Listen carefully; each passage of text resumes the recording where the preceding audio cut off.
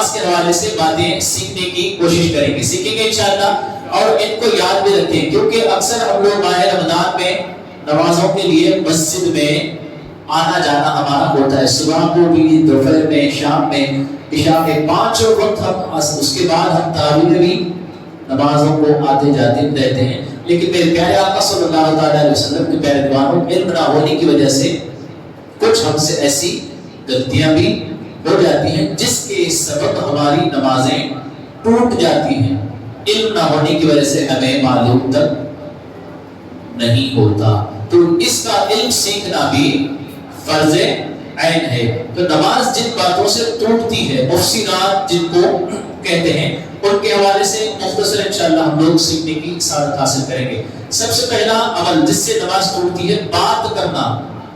میں حالت نماز میں ہوں، سمجھ لیجیے آپ، میں نماز پڑھ رہا ہوں، قصدن، جان بوجھ کر یا سہون، غلطی سے میں نے کسی سے بات کی، تھوڑی بات کی یا زیادہ بات کی، اس سے نماز کیا ہوگی؟ ٹوٹ جائے گی۔ دوسرا، سلام کرنا، کسی کو سلام کرنا، حالت نماز میں کسی کو سلام کیا یا کسی نے سلام کیا تو اس کا سلام کا جواب وعلیکم السلام کہا تو نماز ٹوٹ گئی۔ یہ تو اکثر باتیں ہوتی نہیں ہیں، لیکن جو مسئلہ کتابوں میں آیا ہے اس کو بتانے کی سعادت میں حاصل کر رہا ہوں۔ اس کے بعد میرے پیارے آقا صلی اللہ علیہ وسلم کے پیارے جواب، چھینک کا جواب دینا۔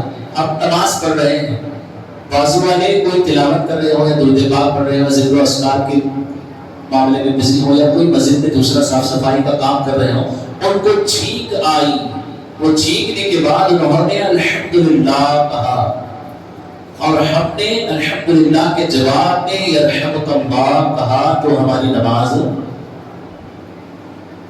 ٹوٹ جائے گی۔ اس کے بعد خوشخبری سن کر، کوئی اچھی بات سن کر اللہ تبارک و تعالیٰ کا ذکر کیا، اس کا شکر بجا لایا، کہا الحمدللہ، تو نماز ٹوٹ جائے گی۔ اور کوئی بری خبر سن کر، کسی کا انتقال ہو گیا، سن کر کے انا للہ و انا الیہ راجعون کہا تو ہماری نماز ٹوٹ گئی۔ اور سرکار دو عالم سید عالم صلی اللہ علیہ وسلم کا نام نامی اس نے گرامی سن کر کے درود پاک پڑھا تو نماز ٹوٹ گئی۔ نماز میں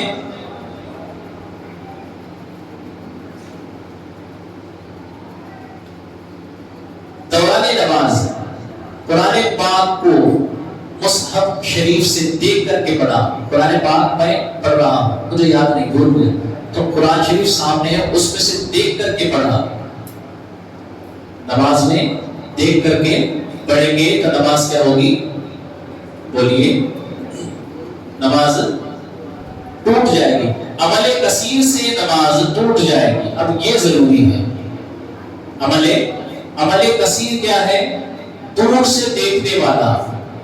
اب آپ مجھے دیکھ رہے ہیں، میں حالت نماز میں ہوں، کبھی ایسا کر رہا ہوں، کبھی ادھر کبھی ادھر، آپ کو گمان ہے، آپ کو ڈاؤٹ ہے کہ حضرت نماز پڑھتے ہیں کہ نہیں، غالب گمان ہے کہ یہ نماز نہیں پڑھ رہے، تو میری نماز فاسد ہو گئی، ٹوٹ گئی۔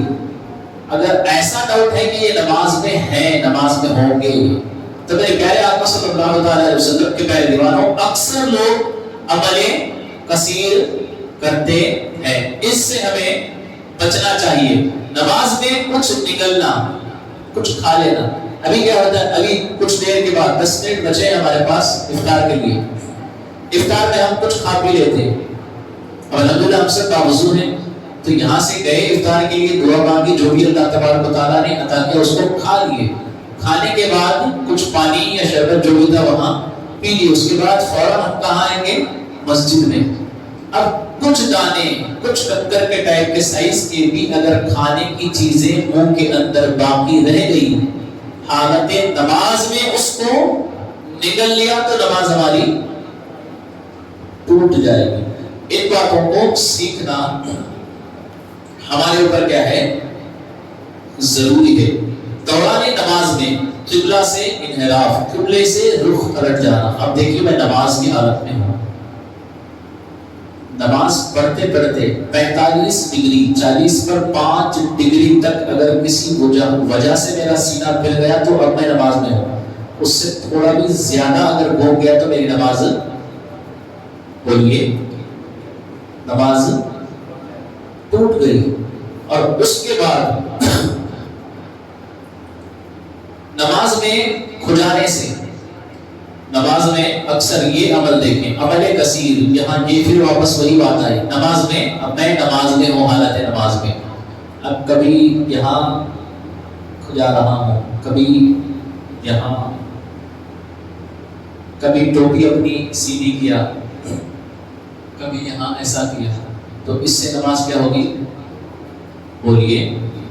اس میں کیا کہا گیا؟ مسئلہ فقہاء کرام نے کہا ایک رکن میں 2 مرتبہ کھجا سکتے ہیں. اب یہ میں قیام میں ہوں، قرأت قرآن پاک چل رہی ہے، کچھ تکلیف ہوئی، 1 مرتبہ ہو گیا، 1 مرتبہ واپس پھر ہاتھ اپنے پوزیشن پہ، اپنی جگہ پر آ گیا، پھر کچھ تکلیف ہوئی، یہ کتنی بار ہوا؟ 2 بار. اب ہو گئے لمٹ، 2 بار کیے، پھر واپس اپنی جگہ پر آ گئے. اب تیسری مرتبہ جیسے ہی آپ نے اپنا ہاتھ اٹھایا، نماز فاسد ہو گئی، نماز کیا ہو گئی؟ ٹوٹ گئی. فقہاء کرام یہ بھی فرماتے ہیں پہلی مرتبہ، لیکن نماز پڑھ رہا ہوں، پہلی مرتبہ ہاتھ اٹھا، ایک ہی بار میں تھوڑا یہاں، تھوڑا ادھر، تھوڑا ادھر، 2-3 بار کر لیے تو اب یہ سارا کل ملا کر ایک ہی مرتبہ کہلائے گا. 2 مرتبہ کر سکتے ہیں. تیسری مرتبہ کے لیے جیسے ہی ہمارا ہاتھ جدا ہوا قیام میں، جیسے ہی رکوع میں بھی 2 مرتبہ کر سکتے ہیں، ایک ہر رکن میں. تیسری مرتبہ جیسے ہی ہمارا ہاتھ جدا ہوا، ہماری نماز فاسد ہو جائے گی. یعنی فاسد کا مطلب ٹوٹ گئی. پھر سے نئے سے سرے سے ہمیں تکبیر اللہ اکبر کہہ کر کے نماز شروع کرنا ہوگا. اور آخری مسئلہ یہ بھی میں آپ کو بتا دوں، اللہ اکبر کہنے میں غلطیاں. تکبیر تحریمہ سب سے پہلے نماز کے لیے جب ہم اپنے مصلی پر کھڑے ہوتے ہیں تو اللہ اکبر، یہاں کیا غلطیاں ہوتی ہیں؟ اللہ میں علماء نے فرمایا اس کو بڑھا دیا، اللہ اکبر کہا تو بھی ہماری نماز شروع نہیں ہوئی. اللہ اکبر میں سے جو با ہے، بر جو ہے، اس کو بار کہا تو بھی ہماری نماز شروع نہیں ہوئی. کب کی بات ہو رہی ہے؟ شروع کی. چاہے وہ امام صاحب کے ساتھ پڑھیں یا اکیلے میں پڑھیں، امام صاحب کے ساتھ بھی ہم جب پیچھے نماز پڑھتے ہیں اللہ اکبر ہمیں کہنا ہے، بغیر کہے نماز ہماری شروع نہیں ہوگی. اس میں غلطی کریں گے تو نماز ہماری شروع ہی نہیں ہوئی. پھر سے علماء نے ایک اور مسئلہ یہاں فرمایا، تکبیرات انتقالات میں، وہ تکبیر تحریمہ ہے، یہ تکبیرات انتقالات، یعنی امام صاحب تکبیر کہیں گے اللہ اکبر، پہلی یہ تکبیر تحریمہ، اس کے بعد رکوع میں جانے کے لیے اللہ اکبر. یہ تکبیرات انتقالات میں سے ہے. انتقال کا مطلب وہ انتقال نہیں، انتقال کا مطلب ہے ٹرانسفر، ایک جگہ سے دوسری جگہ. یہاں اس کا کیا مطلب لیں گے؟ ایک رکن سے دوسرے رکن میں، ایک سجدے سے دوسری طرف ہم ٹرانسفر ہو رہے ہیں، منتقل ہو رہے ہیں. تو یہاں بھی اگر ایسی غلطی پائی جائے تو ہماری نماز ٹوٹ جائے گی.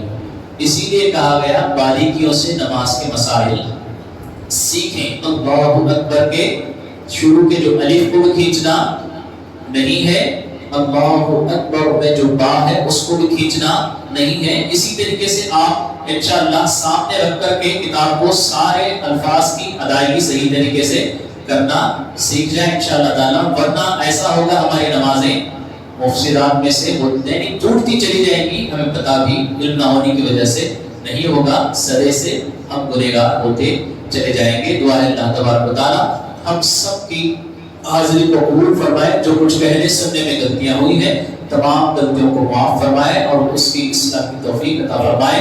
استغفر اللہ ربی من کل ذنب و اتوب الیہ. لا الہ الا اللہ محمد رسول اللہ صلی اللہ تعالی علیہ وسلم وما علینا الا البلاغ المبین. السلام علیکم ورحمۃ اللہ.